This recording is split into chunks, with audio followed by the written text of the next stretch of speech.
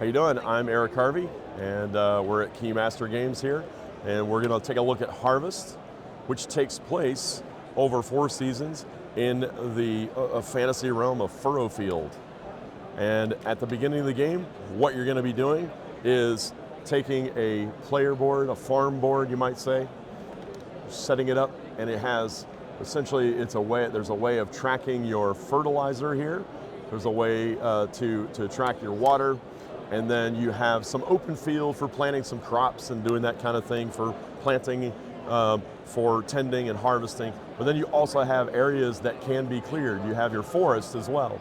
So it's really about, this is a worker placement game for 1 to 4 players. And what you're going to do is tend to your fields, maintain a balance that's out here. And at the same time, you have essentially what you might say is 12 actions, because it's 4 seasons and you have 3 tokens to take actions with. So you do have a limited amount of time, you and your friends, to complete what you need to complete in your fields. And you do this around Furrow Field in the various areas. You take actions in either the general store, the farmer's market. You can go to the trading post, trade up some resources, get some upgrades, that kind of thing. Or you can go to the fields, which you'll be spending your time either planting crops in your fields, tending to those, which is watering and increasing the amount of those, or harvesting, which personally is the most satisfying part of this game for me, is I get to pull everything out of the field, harvest it, and get all the victory points for it. So in the beginning, what I might want to do is, first of all, I've got my character, I've got special abilities, and I've got a turn order that's selected at the beginning. I can get a number of resources at the beginning as well. So in this case, I have 2 coins. Those are the acorns. I also have an additional water that I can take, filling up my water bucket. The 3 action tokens, what I want to do with those is take one and probably want to visit the general store first to get some seed that I want to plant in my fields, right? I can take 3, 2, or 1 actions here. Since I'm the first player, I'm going to take the 3.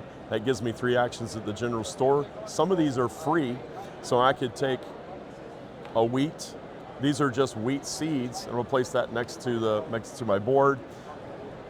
That's a free action, as well as getting some fertilizer, so I can increase my fertilizer here.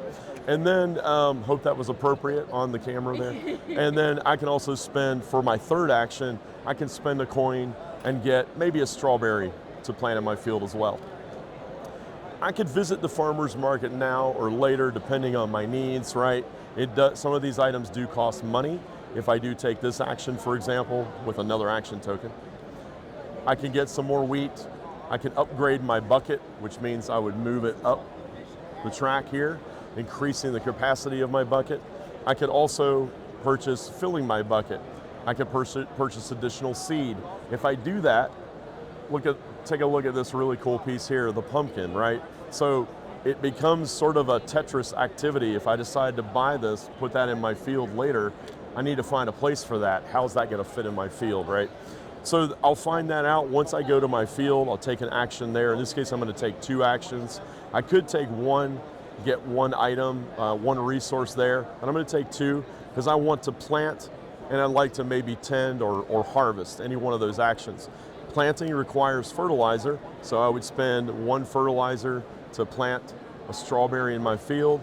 Wheat doesn't cost anything, so I would place that on those 3 spaces in my field.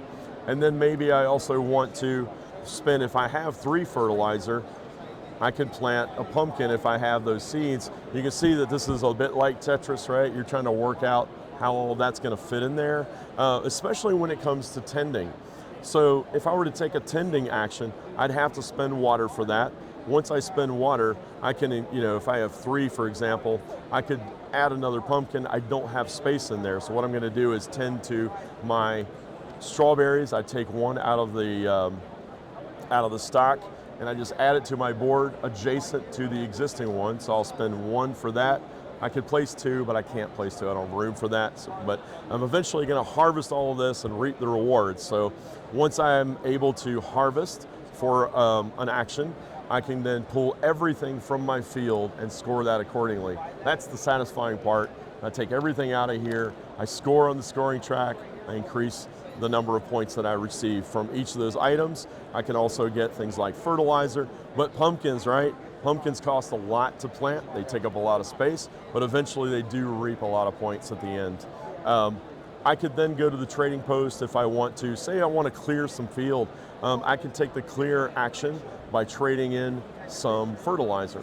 Clearing means taking one of these tiles, placing it in the workshop in the appropriate space, and those become available for everyone who playing the game.